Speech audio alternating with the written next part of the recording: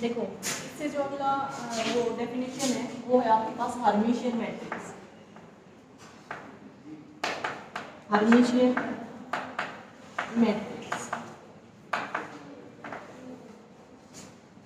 सबसे first condition तो एक स्क्वायर मैट्रिक्स होनी चाहिए आपके पास। मान लिया एक ए स्क्वायर मैट्रिक्स हमारे पास ऑफ ऑर्डर n, उसको हम हर्मिशियन मैट्रिक्स कहेंगे कब, अगर ए theta is equal to A आ जाए आपके पास, मतलब उस मैट्रिक्स का आप ट्रांसपोज कॉन्जुगेट निकालो वो उसी के इक्वल अगर आ जाए तो हम मैट्रिक्स को क्या बोल देंगे कि वो मैट्रिक्स हमारे पास हर्मिशियन मैट्रिक्स है। ठीक है, लिखोगे कैसे कि ए स्क्वायर मैट्रिक्स ए, ठीक है, is said to be Hermitian matrix if A theta is equal to A, और ए थीटा किसके लिए डिनोट करते थे हम, ट्रांसपोज कॉन्जुगेट ऑफ ए। ठीक है, तो ये कंडीशन होगी आपके पास ए थीटा इज इक्वल टू ए। अब जो एलिमेंट्स लिए जाएंगे बच्चों वो कॉम्प्लेक्स एंट्रीज हो सकती है आपके पास। ठीक है, अब कॉम्प्लेक्स एंट्रीज हो सकती है, और यहाँ से अगर मैं देखो एग्जाम्पल आपको देना चाहूँ, एग्जाम्पल से पहले एक और डेफिनेशन जो यूज करते हैं वो लिख लो, A I J is equal to A J I conjugate for all I and J. या तो आप ये बता दो कि A theta is equal to A है तो भी वो मैट्रिक्स क्या बनेगी आपके पास, हर्मिशियन मैट्रिक्स। या फिर A I J is equal to A J I conjugate है for all I and J, तो भी वो मैट्रिक्स कैसी बनेगी बच्चों, हर्मिशियन मैट्रिक्स। ठीक है, अब देखो हर्मिशियन मैट्रिक्स के बारे में मैंने आपको बता दिया है, लेकिन यहाँ से अब डायगोनल एलिमेंट हम देख लेते हैं ना, डायगोनल एलिमेंट किस तरह के आएंगे हर्मिशियन मैट्रिक्स के। तो डायगोनल एलिमेंट निकालने के लिए हम क्या करेंगे बच्चों, आई और जे इक्वल टू करेंगे फोर डायगोनल एलिमेंट्स। अब देखो अगर स्क्वायर मैट्रिक्स है तो डायगोनल एलिमेंट कौन से होते हैं, जहां पर आई और जे दोनों इक्वल हो, है ना। तो इसमें हम क्या कर देंगे, put I is equal to J. I और जे को इक्वल पुट करेंगे तो इस बात का ये मतलब होगा कि यहाँ से जो भी वैल्यू निकलेगी वो डायगोनल एलिमेंट्स की निकल जाएगी। ठीक है, तो यहाँ पर मैं पुट कर रही हूँ आई और जे को equal, I is equal to J. तो यहाँ से हमारे पास आएगा जो A I I is equal to, करो एक बार देखो क्या आएगा।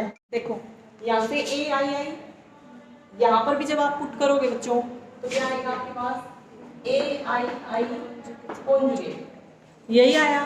अब कॉन्जुगेट है तो कॉम्प्लेक्स एंट्रीज भी तो हो सकती है ना आपके पास, अगर कॉम्प्लेक्स एंट्री आ गई तो फिर कॉन्जुगेट तो कुछ और आ जाएगा।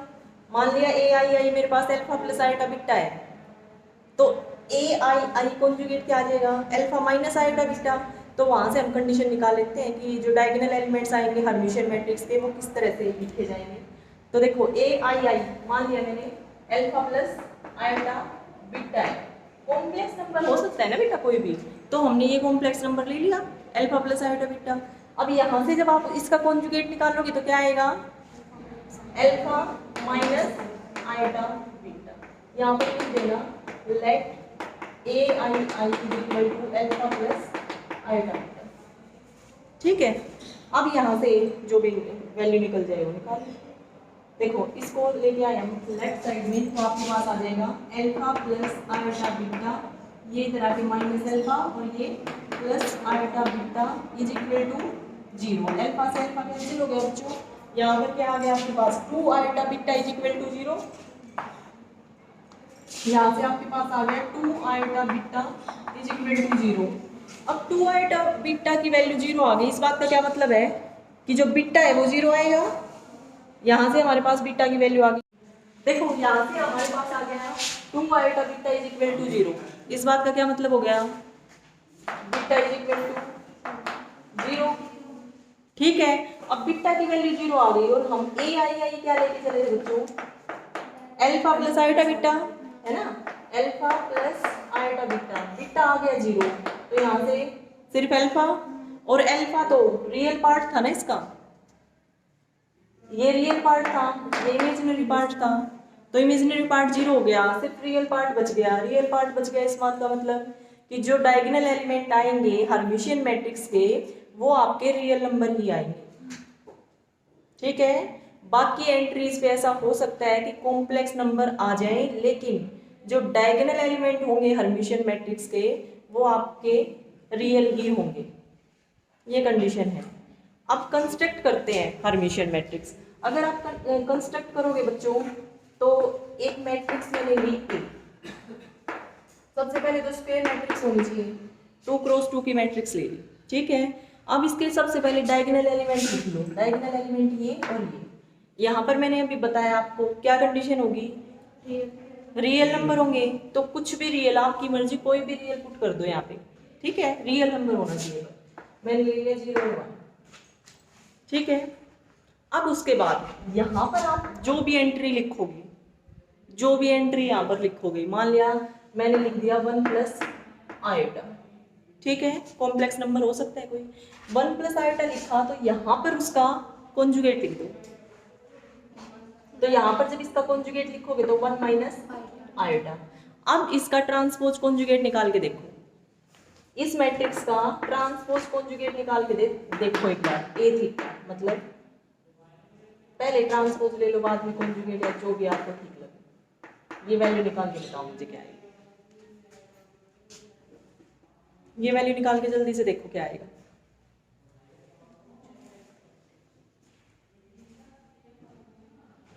पहले क्या किया हमने, ए ट्रांसपोज निकाल लिया है ना, यहाँ से हमने पहले निकाल दिया ए ट्रांसपोज। ए ट्रांसपोज निकालोगे बच्चों तो 0 रोज और कॉलम्स को इंटरचेंज कर दोगे ना, तो फर्स्ट रो के जो एलिमेंट्स है वो फर्स्ट कॉलम में लिखोगे, फिर जो सेकंड रो के एलिमेंट्स हैं उनको सेकंड कॉलम में लिख दो, ठीक है। तो यहाँ से ये फर्स्ट रो ये लिखा गया फर्स्ट कॉलम में, ये सेकंड रो ये एलिमेंट लिख दिए हमने सेकंड कॉलम में, ठीक है। ये आ गया हमारे पास ए ट्रांसपोज। अब हमें क्या निकालना है, ए ट्रांसपोज का कॉन्जुगेट। तो इसके हर एलिमेंट का कॉन्जुगेट निकाल के यहाँ पर लिख दो, ये आपके पास ए थीटा की वैल्यू आ जाएगी। 0 का कॉन्जुगेट 0, 1 का कॉन्जुगेट 1, 1 माइनस आयोटा का कॉन्जुगेट 1 प्लस आयोटा, और 1 प्लस आयोटा का कॉन्जुगेट 1 माइनस आयोटा। ये आ गया आपके पास, ये और ये मैट्रिक्स तो दोनों इक्वल है ना, तो इसका मतलब यहाँ से हम लिखेंगे this implies A theta is equal to A, और यहाँ से आगे कि ए जो है वो हमारी हर्मिशियन मैट्रिक्स, ठीक है। तो हर्मिशियन मैट्रिक्स में क्या होता है बच्चों, एक स्क्वायर मैट्रिक्स हो जिसकी जो एंट्रीज हम ले रहे हैं वो कोई भी कॉम्प्लेक्स नंबर हो सकता है आपके पास, उसको हम हर्मिशियन मैट्रिक्स बोलेंगे कब, if A theta is equal to A आ जाए, या फिर ये डेफिनेशन भी यूज की जाती है A I J is equal to A J I conjugate formula I and J, दोनों ही सेम चीज है, ठीक है। अब यहाँ से अगर डायगोनल एलिमेंट की हम कंडीशन देखना चाहें कि डायगोनल एलिमेंट हर्मिशियन मैट्रिक्स पे किस तरह से लिखे जाते हैं, तो हमने क्या किया, आई और जे को इक्वल पुट कर दिया। क्यों पुट किया, क्योंकि जो डायगोनल एलिमेंट्स होते हैं उनमें आई और जे की वैल्यू इक्वल होती है ना, जैसे ये 2 क्रॉस 2 की मैट्रिक्स है तो A11 और A22 यही 2 डायगोनल एलिमेंट्स हैं, तो यहाँ पर आई और जे दोनों इक्वल है। तो यहाँ पर हमने क्या किया बच्चों, आई और जे इक्वल पुट कर दिया ताकि डायगोनल एलिमेंट का पता चल जाए किस तरह से लिखे जाएंगे। अब आई और जे यहाँ पे पुट किया तो क्या आ गया, A I I is equal to A I I conjugate, ठीक है।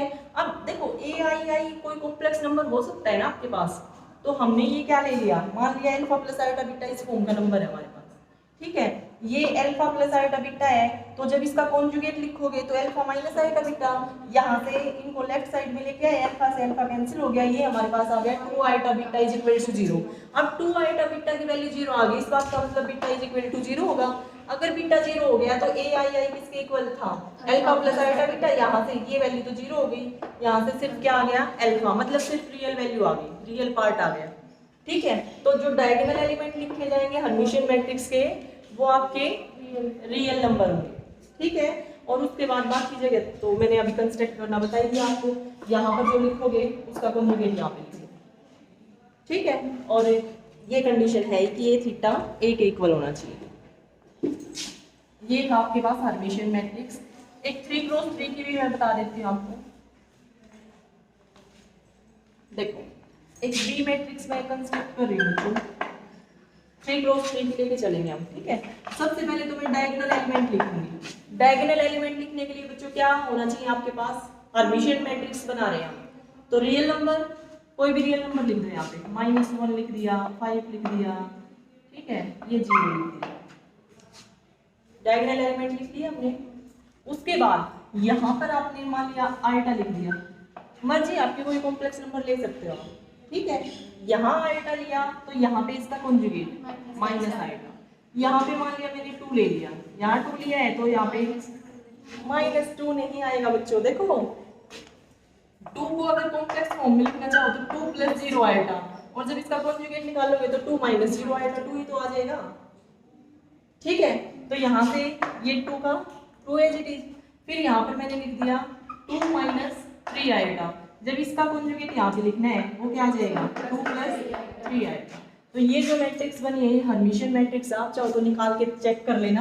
यहाँ पर क्या होगा B θ = B आ जाएगा आपके पास, और ये एक हर्मिशियन मैट्रिक्स आ गया, ठीक है।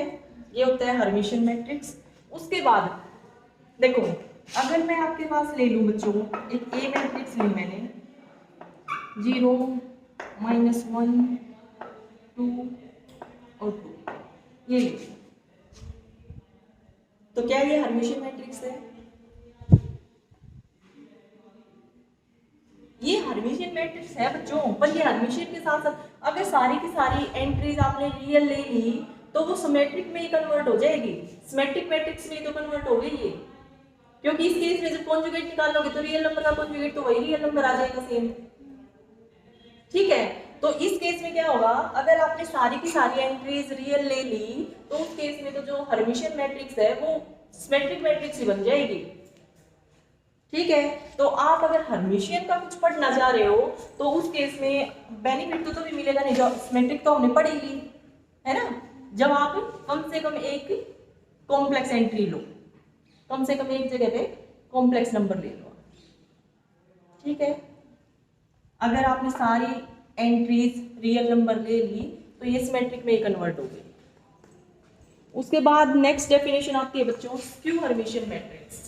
स्क्यू हर्मिशियन मैट्रिक्स में क्या है आपके पास एक स्क्वायर मैट्रिक्स है A, उसको हम स्क्यू हर्मिशियन मैट्रिक्स बोलेंगे इफ A θ = -A। ये है आपके पास स्क्यू हर्मिशियन मैट्रिक्स।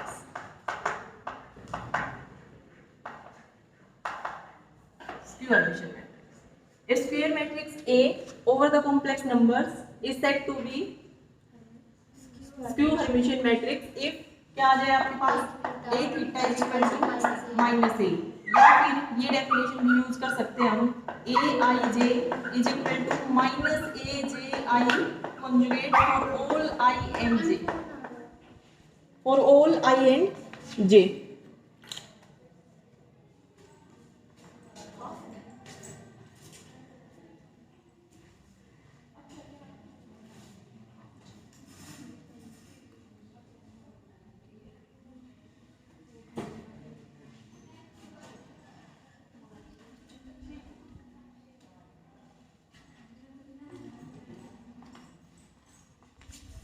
ठीक है बच्चों, ये होता है आपके पास स्क्यू हर्मिशियन मैट्रिक्स। इसके आगे बच्चों